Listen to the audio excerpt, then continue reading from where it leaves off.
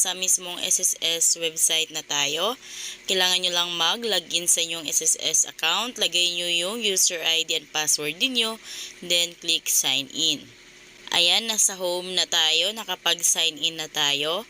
Dito, click nyo lang itong loans. Pagka-click nyo ng loans, click natin ng loans. Makikita natin dyan yung apply for salary loan. Kung kaya pagka-click natin ng loans, automatic mapunta tayo dito sa apply for salary loan dahil ito yung nangunguna.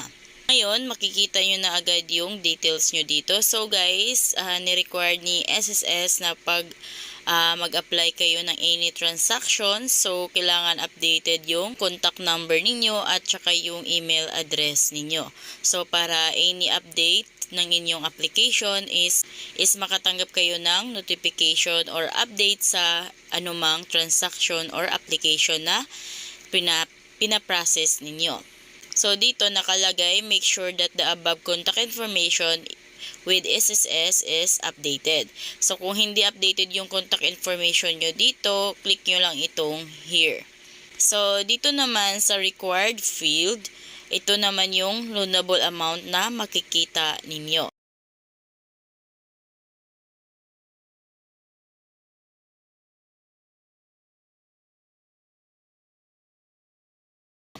Ayan, so click natin yung loanable amount. Ayan. Then guys, makikita nyo dito yung mapagpipilian kung magkanong amount yung maluloan ninyo.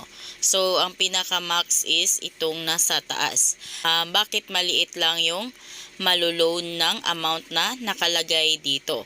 Ang amount na maluloan ninyo is nakadepende sa kasalukuyang monthly contributions ninyo. So, halimbawa, naka-minimum monthly contributions lang kayo. So, ang equivalent nun is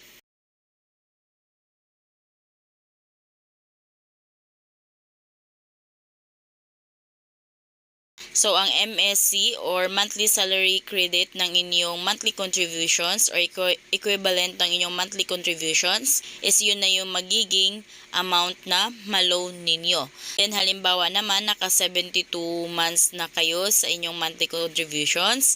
So, times 2 yung ma-loan ninyo. Times 2 ng MSC ng contribution ninyo. Halimbawa, itong amount na ito yung pipiliin natin. So, click na natin yan. Then, may nakalagay dyan na bank. So, ang nakalagay is West Rural Bank. So, dito guys, take note na hindi kayo pwede makapag-apply ng SSS salary loan kung halimbawa yung disbursement account na in-enroll ninyo is hindi bank. So, bank lang ang pwede ninyong i-enroll sa disbursement account kung kayo ay maglo-loan. Dito sa disbursement account nyo pala guys, make sure yung bank account ninyo is hindi deactivated, hindi inactive or ano pa mang status niya na hindi pwedeng mapasukan ng pera. So para iwas conflict or para hindi matagalan yung pag-apply nyo ng loan, so make sure yung disbursement account ninyo is active. Then, dito sa pinakababa, scroll nyo lang, click nyo na itong proceed. Ayan, so, ang lumabas guys is ganito, service unavailable, please try again. So, pag ganyan ang lumabas, pwede pa rin tayong makapag-proceed kahit down yung system ni SSS. So, dito sa my box, ayan, click nyo lang yan. Click natin yung my box, then pag may check na, click nyo lang itong proceed. Then, dito makikita nyo yung loanable amount. So, ito yung loanable amount. And then, of course, guys, may transaction fee si SSS. So, mabawasan yung loanable amount niyo. So, ang makukuha nyo na lang na net proceeds is ito na lang. Then, ngayon, click nyo na itong proceed. Then, click OK.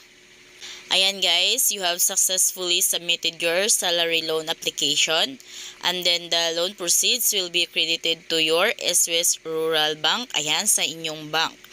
Ayan, so ngayon, successful na yung pag-apply natin ng salary loan. So papasok na lang yung pera natin sa ating disbursement account na in-enroll sa SSS. So ngayon, maghintay na lang tayo ng 5 to 10 business days bago papasok yung pera sa disbursement account na in-enroll natin. So check na lang natin yung bank account natin kung pumasok na ba yung loan na niloan natin sa SSS. So dahil ang account na ito is voluntary member, so hindi na kailangan ipa-certify sa employer. So kung kayo ay employed, kailangan nyo pa magpa-certify sa inyong employer or sa HR. So pagka-submit nyo ng apply for salary loan, so kailangan nyo makausap yung HR or employer ninyo at sabihin yung nakapag-apply na kayo ng salary loan para ma-certify nila dahil mag-expire din yung certification nila pag once na hindi nila maklik yung certify sa SSS account ng employer.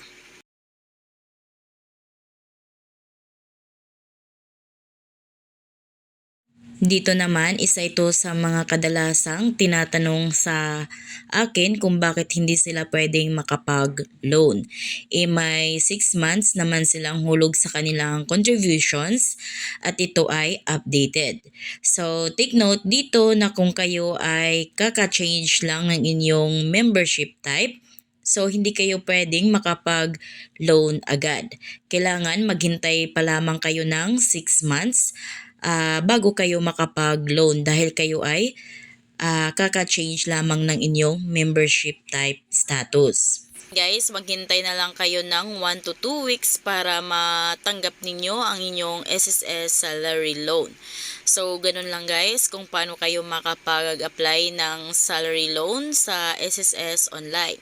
So kung kayo ay bago sa aking vlog, please consider to subscribe para updated kayo lagi sa mga informative na mga videos ko. Thank you for watching!